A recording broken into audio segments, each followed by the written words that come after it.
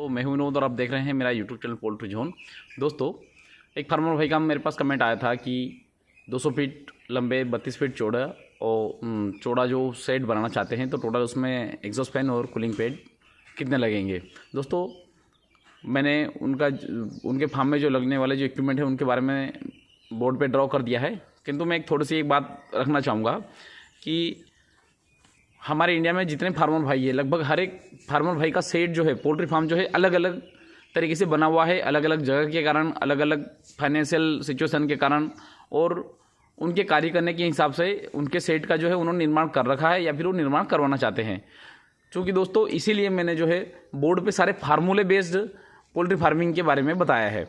अब हर एक फार्मर भाई कमेंट करके मेरे से पूछता है कि मतलब मेरे शेड की लंबाई चौड़ाई ये है, मुझे कितने एग्जॉस्ट फैन, कितना कूलिंग पैड लगेगा। तो दोस्तों, सिंपल सा एक फार्मूला जो है, आप मेरे वीडियो पे जाएं, आपको फार्मूला दिख जाएगा। उस फार्मूले के हिसाब से आप जो है गुणा भाग करके आपको समझ में जाएगा मुझे इतना एग्जॉस्ट फैन लगेगा, इतना कूलिंग पैड लगेगा। इसी के साथ में मैंने जो है कंपनी के कॉन्टैक्ट डिटेल भी दे दिया है, ताकि आप डायरेक्ट उस कंपनी से पूछ के जो है आप टोटल उसकी कॉस्टिंग निकाल सकते हैं। क्योंकि दोस्तों, क्या होता है कि हमारे क्षेत्र में जो है अलग मटेरियल का रेट है, आपके क्षेत्र में मटेरियल का रेट लगभग अलग है। आप उसके कारण जो है कॉस्टिंग जो वेरिएशन आएगा, तो मैं एग्जैक्ट आपको कैलकुलेशन करके कॉस्टिंग नहीं बता सकता कि आप जिस क्षेत्र में, आपके क्षेत्र में जो है शेड बनाने में इतना खर्चा आएगा या इतना पैसा लगेगा। तो दोस्तों, मतलब आप मेरे वीडियो पे जाइए और आपको टोटल जो फार्मूले बेस्ड जो है आपके सेट के हिसाब से आप लंबाई चौड़ाई का गुणा भाग करके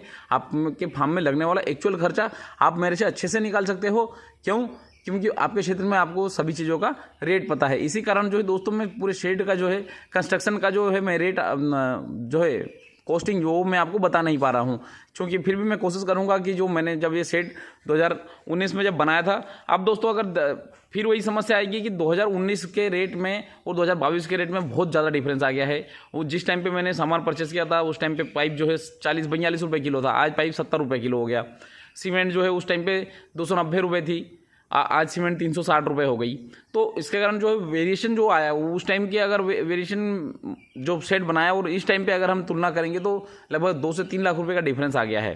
तो उसके कारण जो है फार्मर भाई को ऐसा लगेगा कि मैं या तो बेवकूफ़ बना रहा हूँ, और तो दोस्तों इसी कारण जो है मैं वीडियो नहीं बनाना चाहता, और इसी के कारण जो है मैं एग्जैक्ट कॉस्टिंग नहीं बता रहा हूँ, ताकि मुझे किसी फार्मर भाई को ऐसा नहीं लगे कि मैं बेवकूफ़ बना रहा हूँ। क्योंकि दोस्तों, जो प्रोडक्शन कॉस्ट जो अपने अपने क्षेत्र के हिसाब से, अपने आप कितनी दूर से सामान बुला रहे हो उसके हिसाब से भी प्रोडक्शन कॉस्ट में वेरिएशन आ सकता है।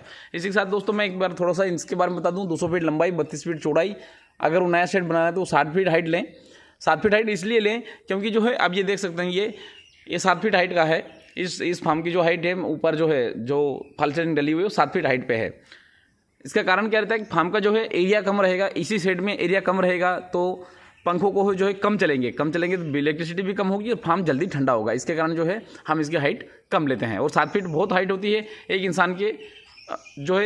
इंसान मैक्सिमम 6 फीट का है, 1 फीट उसके ऊपर अगर कुछ भी अगर रख के निकलेगा तो भी आराम से 7 फीट हाइट से निकल सकता है।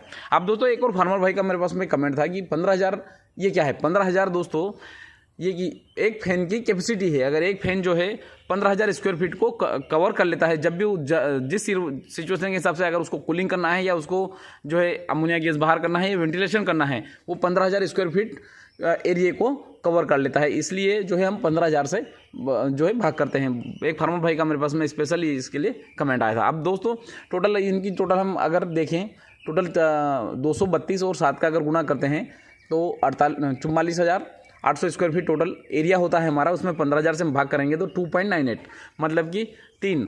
जो इस फार्म में जो लगने वाले पंखों की संख्या है वो 3 है। अब एक पंखा जो है 5 कूलिंग पैड को कवर करता है, तो टोटल 3 पंखे लग रहे हैं हमारे पास। तो टोटल कितने 15 कूलिंग पैड लगेंगे। 15 कूलिंग पैड मतलब 30 फीट। एक कूलिंग पैड का जो कूलिंग पैड उसका साइज रहता है 6 इंच मोटाई, 6 फीट हाइट और 2 फीट इसकी चौड़ाई होती है। और एग्जॉस्ट फैन की जो है लंबाई 54 इंच और चौड़ाई 54 इंच, और उसकी जो मोटाई रहती है वो 22 इंच होती है।